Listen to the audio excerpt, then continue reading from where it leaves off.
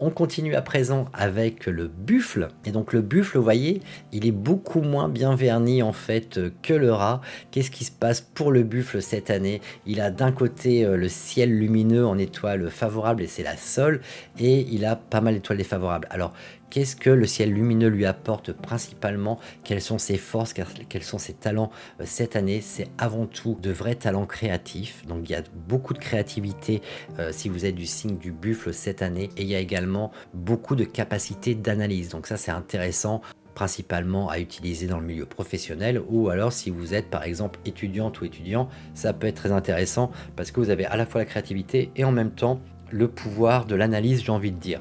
Mais c'est à peu près votre seul atout, votre seule force pour cette année. Ce qui va être par contre assez désagréable pour vous, en l'occurrence, c'est les étoiles qu'on a ici défavorables. Donc en termes de choses qui pourraient vous empêcher de progresser cette année principalement, ça peut être le fait que vous pourriez avoir des problèmes de communication avec la queue du léopard, vous pourriez avoir des obstacles, des revers, quelques troubles également. Vous pourriez vous sentir isolé, on a l'étoile isolée ici, donc il y a un sentiment de solitude qui pourrait également prédominer, ou alors vous allez avoir envie de faire les choses seul.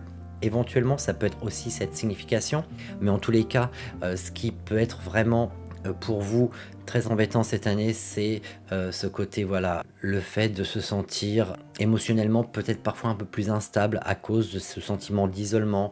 Et puis, il pourrait y avoir éventuellement quelques petits trucs un peu tristes qui se passent autour de vous. Donc voilà, c'est aussi cette année où il faut faire attention à ce qui vous concerne, ne pas être trop téméraire. Donc faites attention avec la chèvre effrayée que vous avez ici dans votre, sur votre signe en fait. Qu'est-ce qu'elle nous indique? C'est que il ne faut pas être trop combatif non plus, trop téméraire, parce que ça pourrait vous amener à avoir des accidents par exemple, ou des blessures ou ce genre de choses. Et puis surtout, ne soyez pas non plus trop borné cette année. Ça c'est important si vous ne voulez pas complètement être en stand-by ou en stop par rapport à vos projets. D'accord?